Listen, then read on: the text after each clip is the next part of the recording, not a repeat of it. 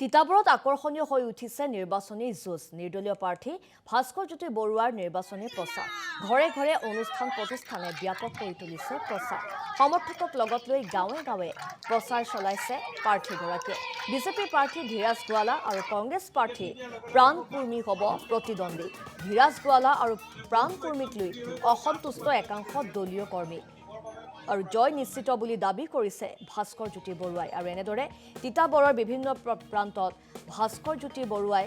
নিৰ্বাচনী প্ৰচাৰ চলাইছে যেহেতু নিৰ্দলীয় প্ৰাৰ্থী হিচাপে প্ৰতিদ্বন্দ্বিতা আগবঢ়াব ভাস্কৰজ্যোতি বৰুৱাই আৰু তিতাবৰত এতিয়া অতি আকৰ্ষণীয় হৈ উঠিছে নিৰ্বাচনী যুঁজখন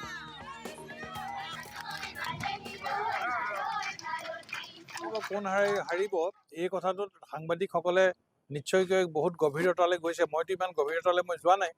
কিন্তু আমি সচৰাচৰভাৱে আমি যলৈকে যাওঁ চবেই আমাক ভোট দিম বুলি কয় আৰু আমাক জিকিম বুলি কয় আৰু মুখেৰেও আমি জিকিম বুলিয়ে কওঁ যে জয় নিশ্চিত কিন্তু ৰিজাল্টৰ সময়ত কেতিয়াবা অকণমান খেলি মেলিও হয়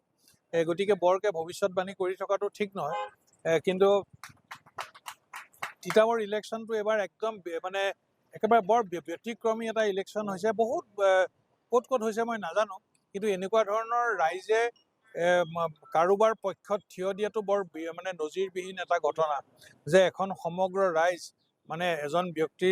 ব্যক্তিক লৈ তেওঁলোকে ব্যক্তিক প্ৰক্ষেপ কৰাটো বৰ বিৰল গতিকে সেইফালৰ পৰা চাবলৈ গ'লে এখন ৰাইজ যেতিয়া এখন সমাজ যেতিয়া নিজে একত্ৰিত হৈ তেওঁলোকে থিয় দিছে গতিকে সেই সমাজৰ জয় হোৱাটোতো স্বাভাৱিক গতিকে এতিয়া সেই ৰাইজৰ প্ৰতীক হৈছোঁ মই ভাস্কৰজ্যোতি বৰুৱা গতিকে আপোনালোকে অনাগত 4 তাৰিখলৈকে আপোনালোকে বাট চাব লাগিব আৰু অন্যথা আপোনালোকে যিমানবোৰ ব্যক্তি আছে বজাৰত হাট বজাৰ কৰা মানুহ এই গোটেই মানুহখিনিৰ লগত আপোনালোকে এটা মতামত লৈ আপোনালোকে এটা প্ৰতিবেদন তৈয়াৰ কৰি আপোনালোকৰ অফিচলৈ পঠাব লাগিব যে এইগৰাকী এইবাৰ বিজয়ী হ'ব নাই আমাৰতো ষ্টাৰ কেম্পেইনাৰ আমাৰ তিতাবৰৰ ৰাইজ আমাৰ তিতাবৰৰ ৰাইজেই হৈছে আমাৰ ষ্টাৰ কেম্পেইনাৰ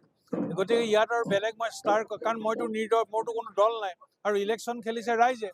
গতিকে মই যিটো দৃষ্টিত মই দেখিছোঁ ৰাইজে ষ্টাৰ কেম্পেইনাৰ আৰু আচলতে ষ্টাৰ কেম্পেইনাৰ মানুহে আনে মানুহক আকৰ্ষিত কৰিবৰ কাৰণে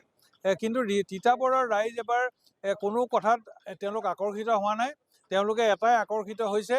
যে 9 তাৰিখৰ আমাৰ হীৰাৰ চিনত ভোট দিবৰ কাৰণে তেওঁলোক আকৰ্ষিত হৈ আছে সেইটোতো চাওক এইটো মানুহে যি মন যায় তাকে ক'ব পাৰে কিন্তু ইলেকশ্যনটো মই আগতে কৈছোঁ যে মই ইলেকশ্যন খেলা নাই আৰু মই বিজেপিৰ হৈ ইলেকশ্যন খেলিবলগীয়া হ'লে বিজেপিৰ মানুহ নিজে দল এৰি কিয় আহিব তেওঁলোকেতো দল এৰি নাহে আজি কংগ্ৰেছৰ মানুহে দল এৰি কিয় আহিব গতিকে আমাৰ এতিয়া যদি আপোনালোকে ভালকৈ চাই আমাৰ অফিচটোলৈ আহে